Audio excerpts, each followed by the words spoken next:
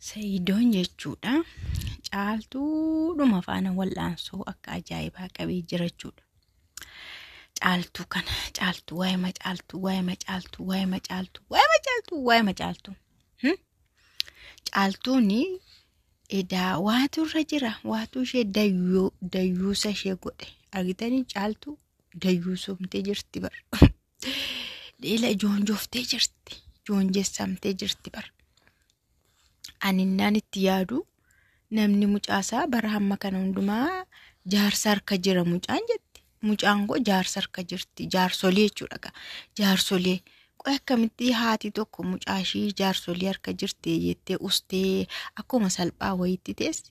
Waraqata wilii wayii seete mooyyuu namni waraqata walii galtee wayii jaarsa harka kaawwataa.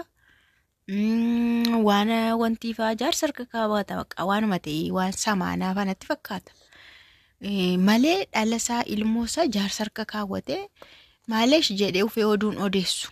Mitiire innaa Sayidoon immoo ishee faana wallaansoo qabaa isheen aanaasiin qabaa ishee ani immoo isin caaltuu jettamti.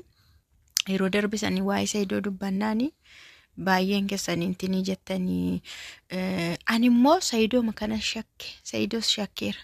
Maalumaaf inni achumatti maxxane maalumaaf achiin baan ani tokko Sayidoo yaadeera baga nagaadhaan dhufe intinirraa dhabeen ture viidiyoo irraa isa dhabee guyyaa meeqaa fi erga gaafa hidhaa dhabeen ture tokkommoo maal yaadennaanii miidiyaa irraa dhabe Itoophiyaa dhufeense gara Itoophiyaa dhufeetu moo miidiyaatti deebi'uuf haala mijeeffataa jira seet xinnoo ishii Sayidoon Itoophiyaa dhufeera yoona jedhee yaadaan ture dhugaan siniin jedha of keessatti garuu nama sachiin achas ba'u nagaadhaan jiraachuun isaallee bareedaadha garuu ammas yeroo inni Yaman sana jiru nanaareen siniin jedha waaqannaa. Inni asiitii isa waan hundumtuu haasa'amu kanallee dhimma ittiin qabu ta'e hin dhaga'u ta'e hin laalus ta'e hin beeku. Kunuunsa ayyuun asiin baastee achiin obbaastee viidiyoo sadii hojjette waa'ee Sayidoo jechuudha. Maqaan isaa maayettee yeroo darbes aariidha waan ishiin haasa'aa turte. Har'a immoo sadhumaa haasa'aa turte. Sayidoon kanumallee ilaalee. Nagaan siniif haa ta'u kabajamtoota hordoftoota kiyyaa akkam jirtu nagaa keessanii ani baay'ee nagaa koo galsa waaqaa ta'u baga jiraattan magaa dhageessanii. Egaa waa'een Sayidoo kun dhugaa baay'ee tokko nama ajaa'iban siniin jedha. Ani waa'een caaltuu waa'ee minaamnii fa'aa dantaa isaaniitti hirmoo hundumaayyuu jechuudha akkasiin jedha. Ani waa'ee Sayidootu na yaaddeessa.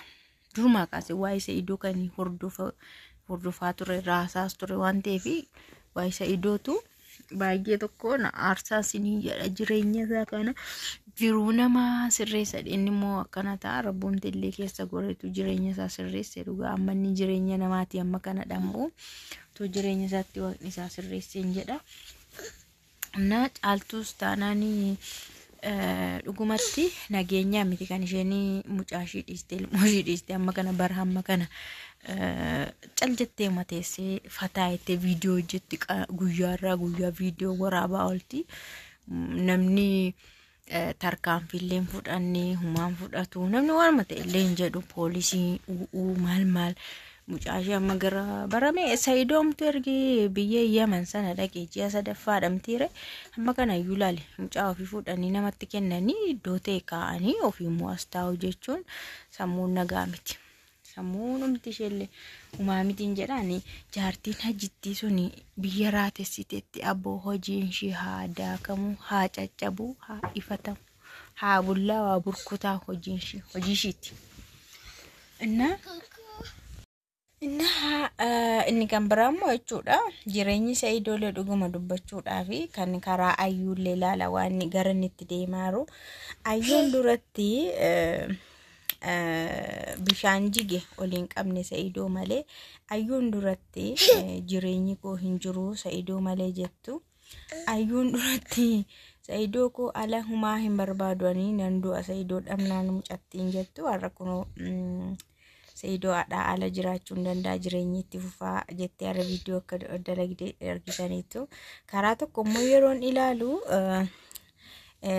sihirin jaartii hajii kuni dhufee isheerratti hojjechaa jira laata jedhee yaade gooftaa isheerratti hojjechaa jira laata jedhee yaade kaasheenis achi teessee ayyuullee irraan adda baasaa ammanni ayyuurraallee adda beeshees dhabutti sabooda Sumayyaadha bilbileen Sumayyaa baga gammaddeen jedhaanii jechaa turte.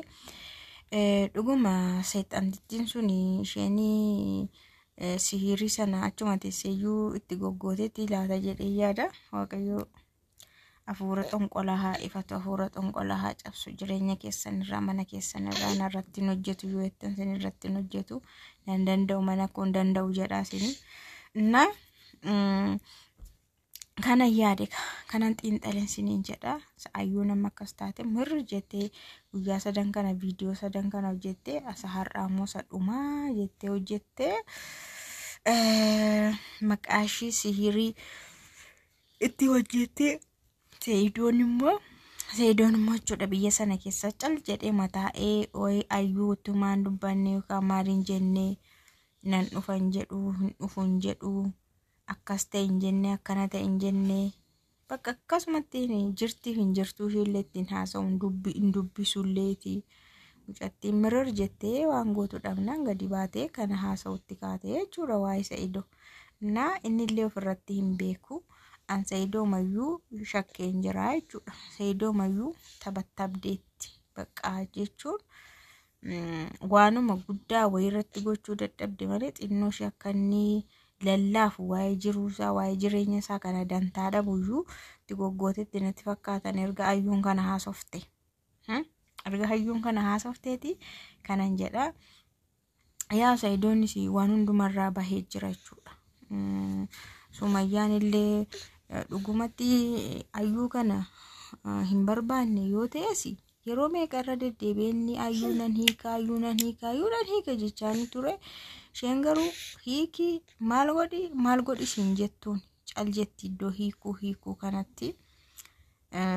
Bakka ani siin deebi'aa jedheen bakka ani siin deebi'aa akka durii keensii ta'a iddoo barbaaddellee jiraanna even jedheen barmanama jireenyaan iyyuu barbaannaan biyya warra kee deemnee Bahaar Daar Gondariin jiraanna ati jennaan jedheen bar dhageenya viidiyoo isaa dura deemnee achi jiraanna asii fixeen jechuudha. Ayyuu siikee faana galachuudha argitanii ijoollee dhaabde kanayyuu deebiitti hin deebisne. Sumayyaallee bakka ishee irratti sihirichumatu akkana godhee addaan baasee ishees jabeessee argitanii miti jalqabayyuu kan hojjette isheen Seeyidoo fi Sumayyaa gidduuttidha.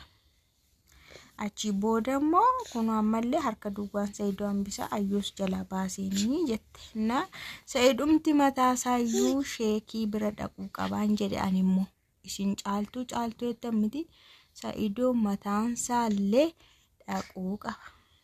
Iddoo amantaa dhaqee sheexanni jinniin irraa bahamuu qabdi. Bakka waanuma xiqqoo qalame niitittiin jaartiin sun itti taphattabde irraa hiikamuu qaba. Akkasin jedha kaanii caaltuu bichaa miti.